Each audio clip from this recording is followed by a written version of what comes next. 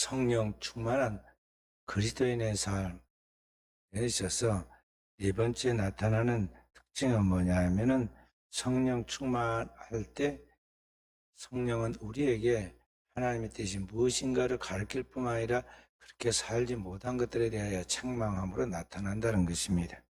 그래서 성령 충만할 때 나타나는 현상은 뭐냐면 하나님의 말씀으로 책망을 받을 때 그것이 내 영혼의 뼛속 깊은 곳에까지 그게 힘들긴 하지만 그 말씀이 양약처럼 내게 효과 있게 적용되고 받아진다는 것입니다. 요한복음 16장 7절 8절 말씀 함께 읽어봅니다. 요한복음 16장 7절 8절 말씀 함께. 그러나 내가 너에게 실상을 말하노니 내가 떠나가는 것이 너에게 유익이라. 내가 떠나가지 아니하면 보혜사가 너에게로 오시지 아니할 것이요 가면 내가 그를 너에게로 보내리니. 요한복음 16장 8절.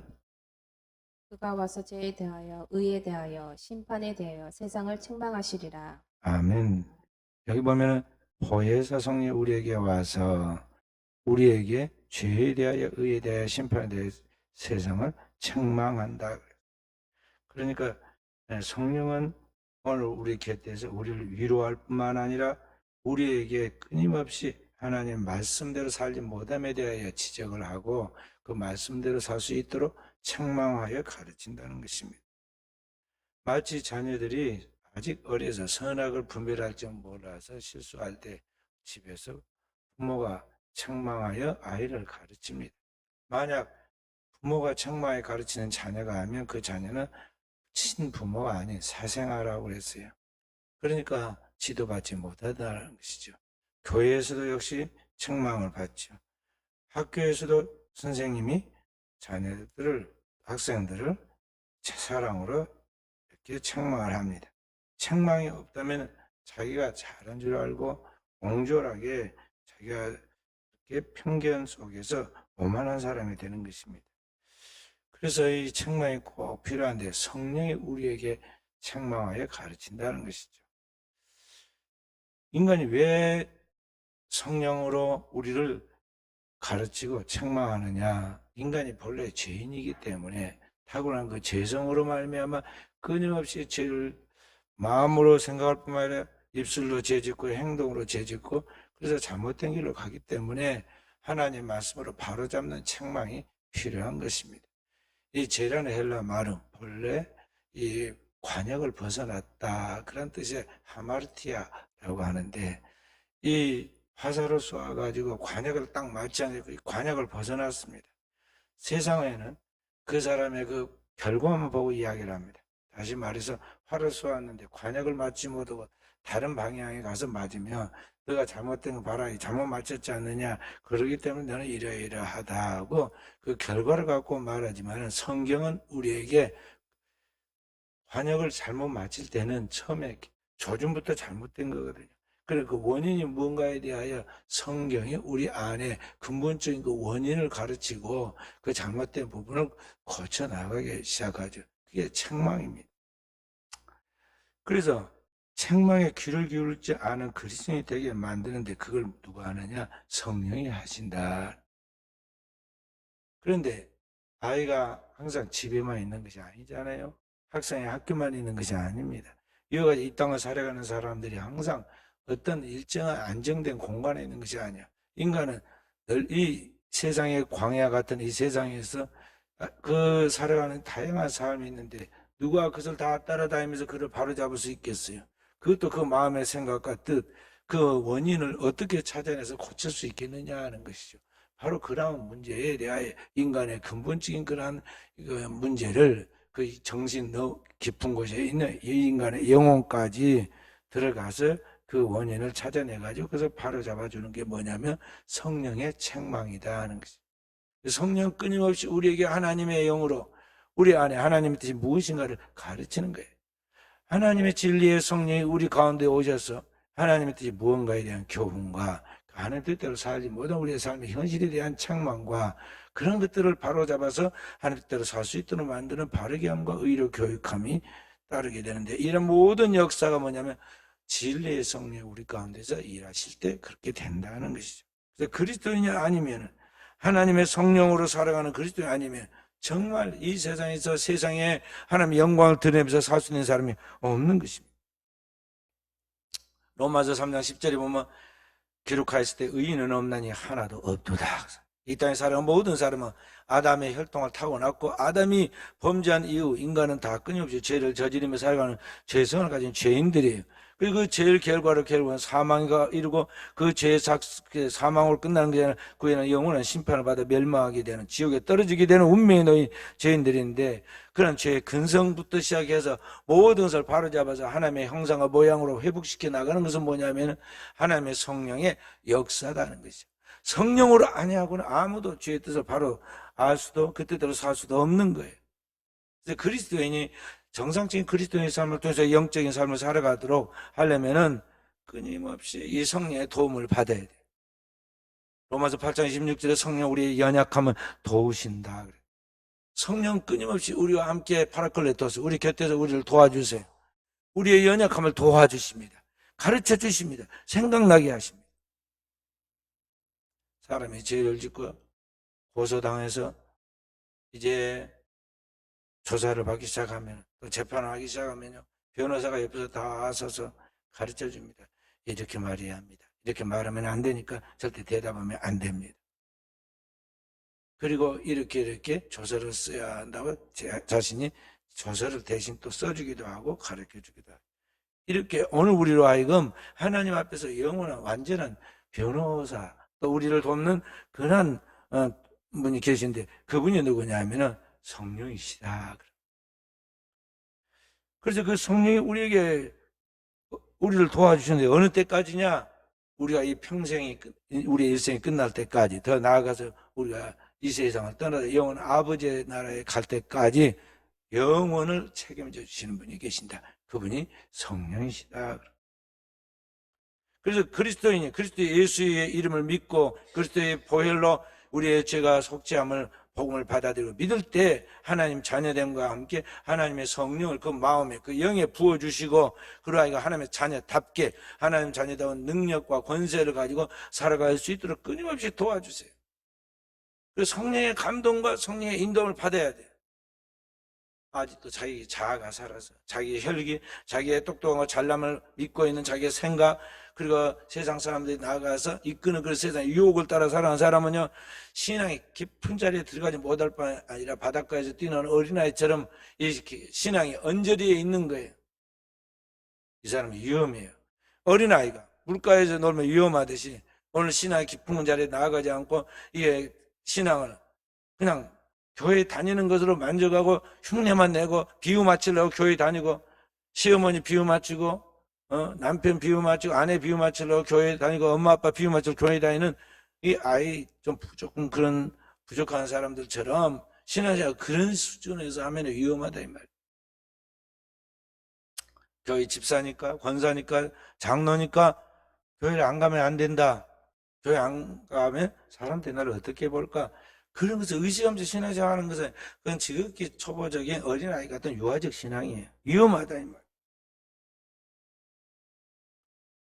완전히 예수 그리스도 안에서 나의 이 육신의 소욕과 옛사람을 죽고 내 안에 그리스도의 피로 영원한 속죄와 함께 그 안에 부어지는 하나님의 영의 성령으로 완전히 세례받아서 새 사람이 된 사람이야만이 하나님의 성령의 감동에 같이 교류할 줄 알고, 하나님의 성령의 가르침에 경계할 줄 알고, 그 하나님의 성령을 따라갈 수 있는 하나님과 함께 동행하는 사람이 되는 거예요. 그러기 위해서는 성도가 힘없이 하나님의 성령의 음성에 귀 기울여야 돼요. 시편 40편에 다윗은 내가 여호와를 기다리고 기다렸더니 귀를 기울이사 나의 부르짖음을 들으셨도다. 나를 기가 막힌 웅덩이와 수렁에서 끌어올리시고 내 발을 반석에 두어서 내 걸음을 경고케 하셨도다. 그러니까 그 수렁에 빠져서도 하나님 앞에 부르짖었더니 성령이 나의 음성을 듣지, 하나님이 나의 음성을 듣지, 오늘 또 하나님이 나에게 말씀하신 그 성령의 음성을 내가 듣는 것이죠. 그래서 이 성도의 거룩한 교회가 이루어지는 거예요.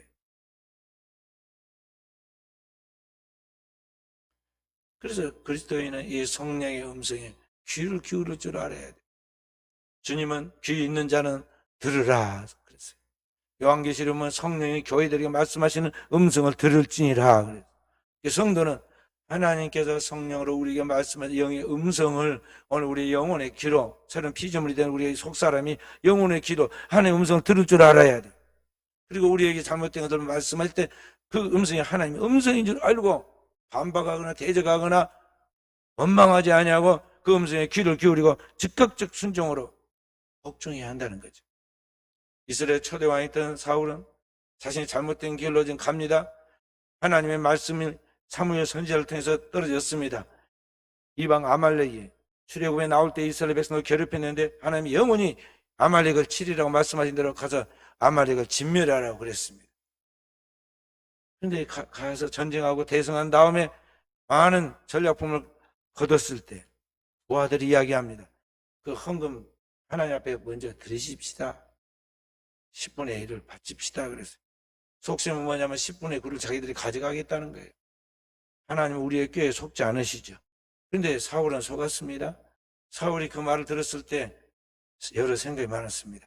분명히 선지자 사무엘은 진멸하라 그랬어요. 사람이나 짐승이나 호흡 있는 것을 다 쓸어버리고 죽이라는 것인데, 당대에서 전쟁에 있어서 그 대가는 뭐냐면, 전략품은 전쟁에서 승리한 사람들이 가져가는 그러한 때란 말이에요. 지금으로 말하면 월급을 주는 시대가 아니고 그렇게 해서 수고의 대가를 주는 시대였어요. 그러니까 부하들이 목숨 걸고 전쟁을 했고 그 대가를 달라고 하는 것이죠. 만약에 왕이 그것을 허락지 않으면 아주 융통성이 없는 왕이고 인기 없는 왕으로서 따르지 아니할 위험성이 있어요. 그러면 자기가 리더십에 타격을 받게 되니까 왕의 자리가 위태롭다는 거죠. 그래서 어떻게 할까 이리저리 생각을 할 때 하나님의 말씀보다는 사람의 생각에 귀를 기울이고 사람의 말을 청종합니다. 하나님 여호와의 목소리를 청종해야 하는데 사람의 말을 청종해. 그리고는 그 백성도가 한편이 되어 가지고 전략품을 가지고 돌아왔잖아요. 그리고 보고를 하기를 사무엘 선지자에게 사람의 귀에 들려주듯이 듣기 좋은 말만 합니다. 전쟁에서 대성하였고 하나님의 승리하게 하여서 오늘 우리가 완전한 전쟁의 승리자가 되어 한 사람도 다치거나 죽지 않았습니다. 선지자 사무엘이 나이가 많아서 귀가 안 들리니까 괜찮을 줄 알았습니다. 멀리 소와 양과 그 빼앗아서 포로를 데리고 온 처녀들이 있었거든요. 안 들릴 줄 알았습니다. 사무엘이 누굽니까? 기도하는 영적인 지도자이고 그는 이미 오기 전에 전날 저녁에 하나님 앞에 기도하다가 다 보고 들었거든요. 그러니까 사무엘이 귀를 안 들린대요. 그렇게 말합니다. 내 귀에 들리는 저 양의 소리는 무슨 소리이며 저 짐승들은 소리는 무슨 소리입니까? 분명히 숨겨놓고 왔는데 그렇게 이야기하죠.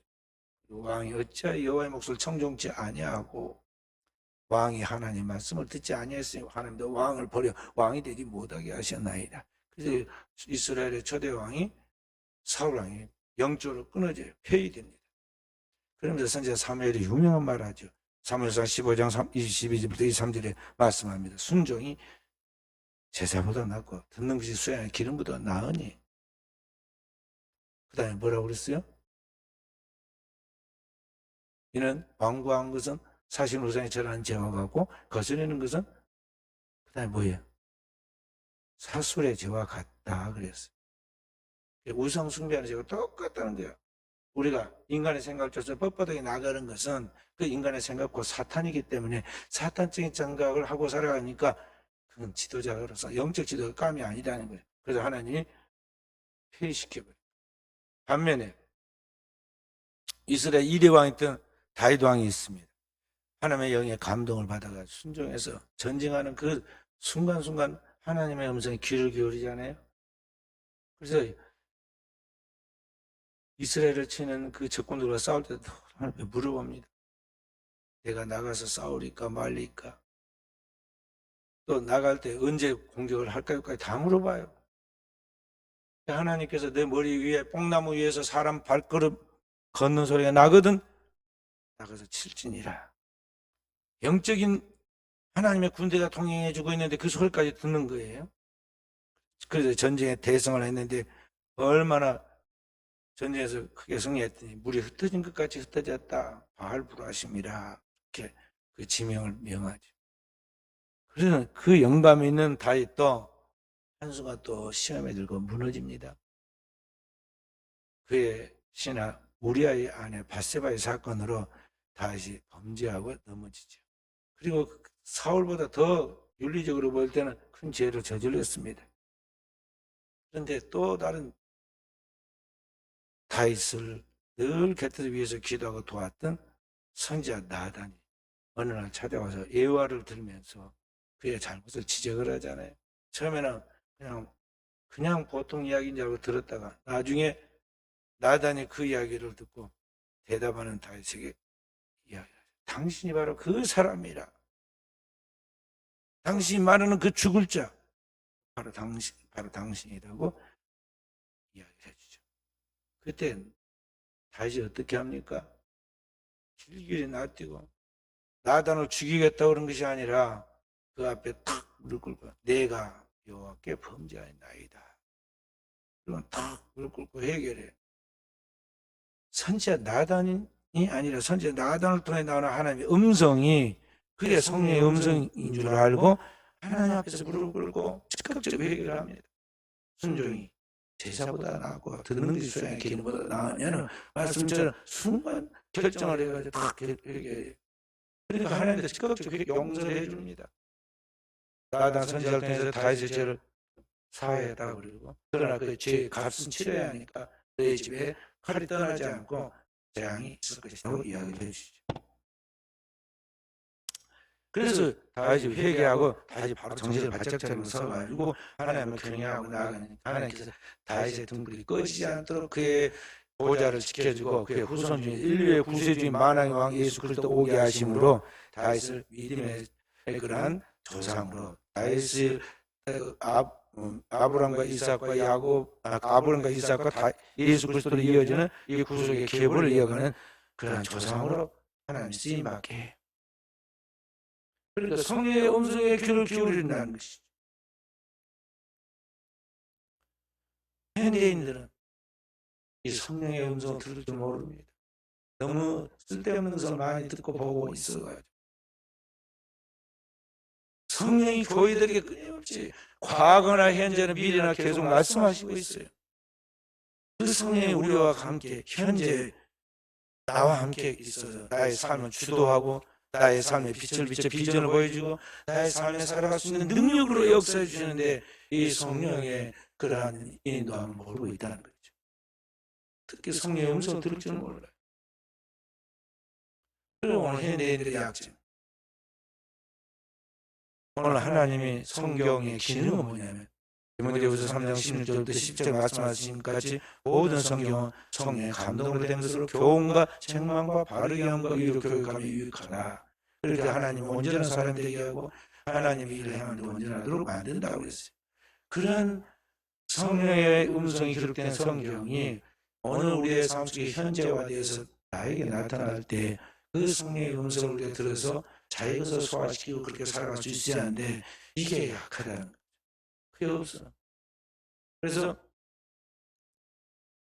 사람의 말로 듣고는 예배 드리고 주일날 설교도 내 마음에 성령이 찔리면 하나님 성령 나에게 지금 책망하시는구나. 그렇게 돼야 하는데 뭐라고 그래요?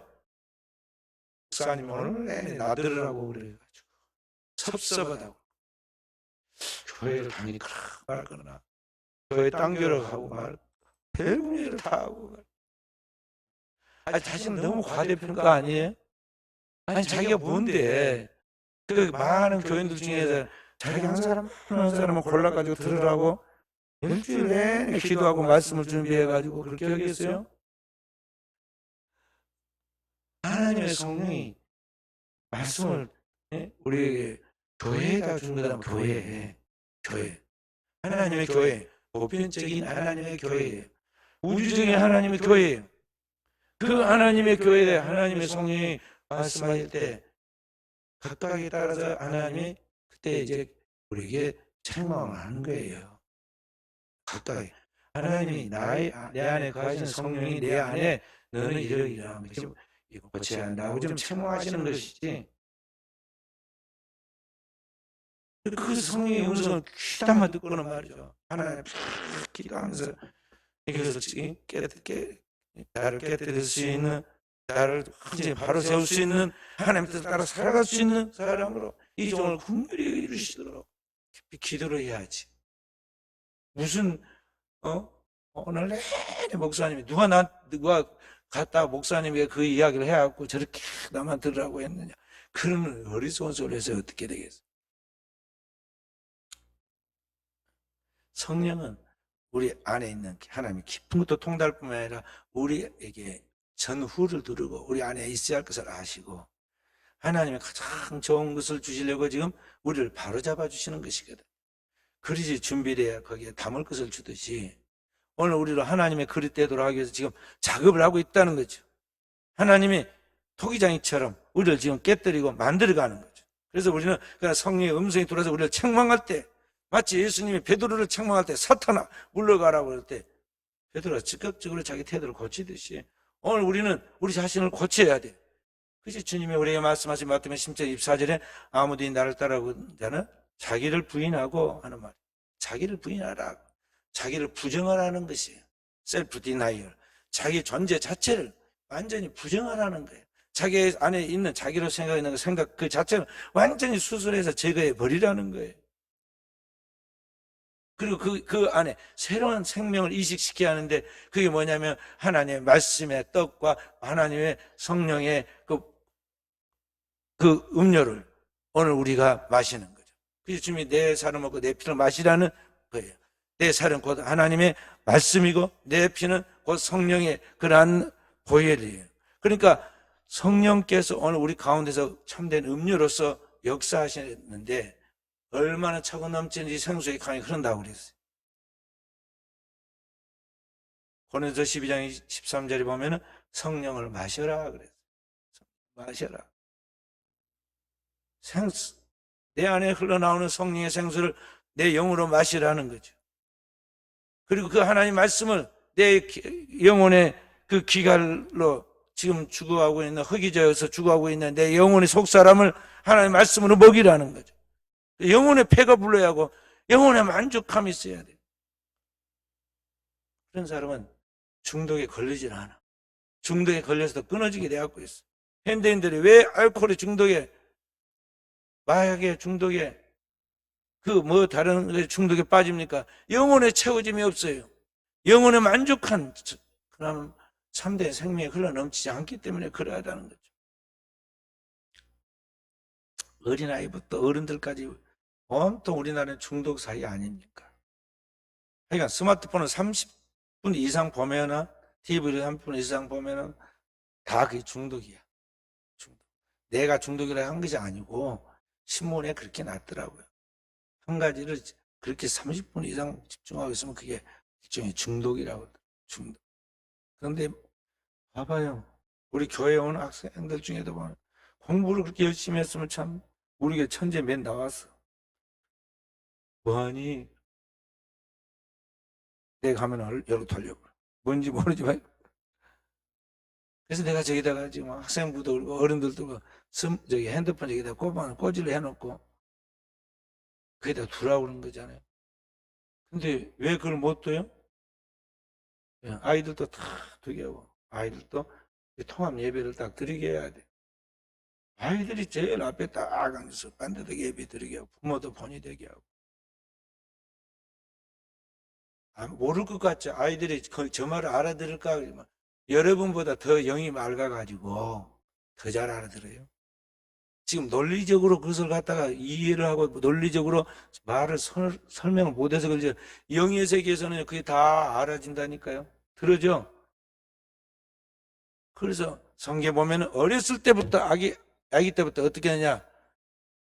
이스라엘아 들으라. 주 너희 하나님이 유일하신 참 하나님이시. 너는 마음을 다하고 뜻을 다하고 성품을 다하고 주 너희 하나님을 사랑하라 하면서 그 다음에 뭐라고 그랬어요? 이 말씀을 자녀들에게 앉았을 때든지 일어날 때든지 들어올 때든지 나갈 때든지 길을 행할 때든지 누웠을 때든지 강론하고 그 다음에 옷에다가 붙이고 집에다가 딱 들어가는 입구에다가 거기다 붙이고 그렇게 하라고 그랬잖아요.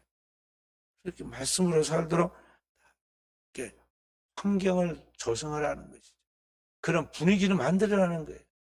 그 속에서 살라는 거죠. 왜냐하면 인간의 행동은 사회 환경에 영향을 받아요. 그러니까 환경을 만들어면 행동에까지 영향을 미치는 거예요. 또 행동이 또 환경에 변화시키기도 하는 거예요. 그래서 믿음 안에서 그렇게 키워야지 나중에 아이들이 믿음의 자손이 되어가지고 복을 받지 나중에 언젠가 알아서 잘할 것이다 깨달을 것이다 절대 그런 거 없어요. 어릴 때 반듯하게 대목을 내가지고 이렇게 반듯하게 안 키운 나무는 나중에 커가지고 그걸 반듯하게 고치려면 어떻게 되느냐 나무가 찢어져 버리고 부러져 버려 안 되는 거예요. 그러니까 구약의 율법처럼 오늘 어렸을 때는요 좀 강권한 게 있어야 돼. 아이들 딱 잡고는 사랑으로 그러면 다 따라오게 되고 있어. 어릴 때는요 연한 나뭇가지처럼 딱 그대로 세운 대로 따라온다고요. 그렇게 해서 하나님의 말씀으로 가르치면 이 아이들이 나중에 커가면서 큰 제목이 되고 시대를 책임지고 다음 세대를 책임져 나가는 하나님의 일꾼들이 된다는 걸 알아야 합니다. 그래서 오늘 이렇게 영적인 생활을 계속 성장케 하면 그 다음에 나타나는 현상이 뭐냐면 지경이 확장되는 거예요. 지경이 확장돼. 성령 충만하면 그 가정이나 그 지역만 남는 게 아니라 지경이 확장돼요. 사도행 1장 8절에 말씀하시기를 뭐라고 말씀하고 있습니까? 오직 성령이 너희에게 임하시면 너희가 권능을 받고 예루살렘과 온 유대와 사마리아와 땅끝까지 이르러 내 증인이 되리라 그랬어요. 지경이 넓어지는 거죠. 그래서 오늘의 현재 머무르지 않고 그 모든 것들이 확대되고 확산되어 가지고 어디까지 가느냐? 하나님의 나라에까지 다다르게 된다는 것입니다. 초대교회 마가의 다락방에 성령이 떨어졌을 때 그때는 작은 소수의 사람들이었습니다. 수만 명이 모인 게 아닙니다. 처음에는 120명의 성도였어요. 12사도 120명의 성도. 그들이 성령 충만하니까 그들이 그리스도를 성령으로 증거했고 그렇게 해서 복음을 받아들이는 그 세계 각국에서는 15개 나라에 그 흩어졌던 유대인들이 다시 가서 각 지역에 가서 복음을 선포하니까 전 세계가 복음화되잖아요. 그러니까 이런 하나님의 나라의 그러한 복음의 확산이 당대에 이루어져서 초대교회가 순식간에 세계 복음화가 이루어진 것 같이 오늘날 하나님의 성령의 역사, 하나님의 은혜를 받고 성령의 충만한 그런 역사가 나타나면 이것은 오늘 우리의 눈에 보이는 당대뿐만 아니라 자손 대대까지 그리고 하나님 나라에 이르기까지 하나님의 지경이 확산되는 걸 알고 우리는 하나님의 거룩한 꿈을 가지고 오늘을 살아가는 깨어있는 종들이 되어야겠습니다. 고대 슬기로운 인디언들은 대개 보면 이름을 질 때 짐승 이름을 많이 짓습니다. 그중에 제일 인디언들이 그 슬기롭게 생각하는 짐승이 뭐냐면 늑대예요. 늑대가 뭐 배울 것이 참 많다는 거죠. 근데 그 늑대 이야기를 가지고 손자들, 손녀들에게 할아버지가 가르칩니다. 뭐라고 가르치냐면 그 아이에게 가르칠 때, 자, 네 마음속에는 2마리 늑대가 사는데 한 마리는 악한 늑대고 한 마리는 선한 늑대다. 악한 늑대는 혈기와 분노와 미움과 탐욕과 교만과 열등과 거짓과 이기심이 가득한 그러한 것인데 이런 늑대가 네 속에 있단다. 또 하나는 한 마리는 선한 늑대인데 믿음과 사랑, 소망, 인내와 평화, 기쁨과 겸손과 온유와 친절한 가득한 그런 늑대다. 성령 충만한 늑대다는 거죠. 자, 그런데 손자에게 이제 묻습니다. 그 인디언이. 2마리 늑대가 싸우면 누가 이기겠니? 아이가 쉽게 대답하죠. 힘센 놈이 이겨요. 그러면 어떤 놈이 힘이 세는 거야? 누가 힘이 셀까? 하고 물으면 아이가 빨리 못 대답합니다. 할아버지가 답을 가르쳐 줍니다. 왜 어떤 게 힘이 세겠니? 먹이를 많이 준 늑대가 힘이 세지. 그런데 내 속에 있는 2마리 늑대 중에 내가 무엇에 먹이를 많이 줬는가에 따라서 힘센 늑대가 달라진단다. 너는 착한 늑대가 되겠니? 아니면 선한 늑대가 되겠니? 내가 먹이를 준 놈이 이기는데 선한 늑대에다 너가 많이 먹이를 주면 네 안에 좋은 것들이 많이 생긴단다고 아이들을 교훈해줘요. 인디언들의 교훈 방법인데 오늘 우리에게도 주는 메시지잖아요. 오늘 우리가 살아가는 가운데 우리 안에 이 선과 악이 공존하고 하나님의 성령의 소욕과 악령의 소욕, 이 육체의 소욕이 서로 싸우는데 어떤 거 이기겠어요? 먹이를 많이 주는 쪽이죠.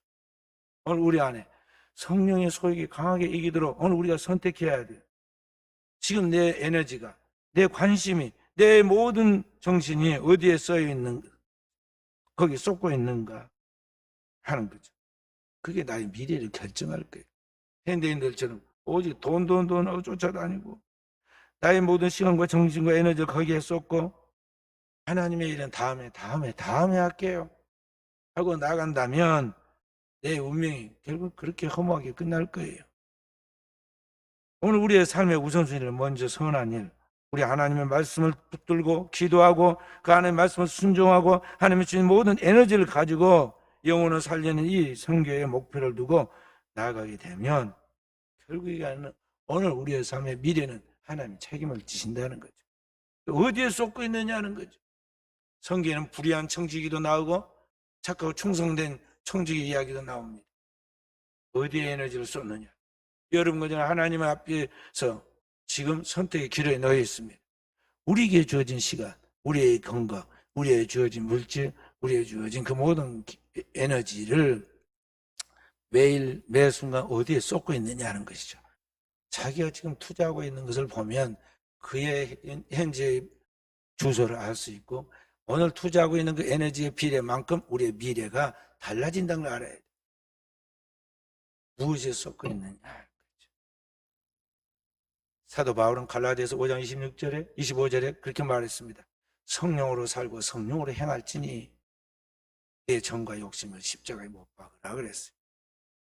오늘 우리의 이 육체의 소욕이 끊임없이 작용하고 있는 이 정과 욕심은 예수 그리스도와 함께 십자가의 못을 받고 오늘 우리 안에 거듭난 새 생명에 부으신 하나님의 성령이 나를 지배해서 그 성령이 생각하게 하신 것에 따라 성령의 인도하심 따라 성령이 우리에게 역사하신 그 비전을 따라 오늘 우리의 모든 에너지를 거기에 쏟고 살아가면 하나님이 여러분과 저의 삶의 미래는 보장하고 책임져 주신다는 거죠.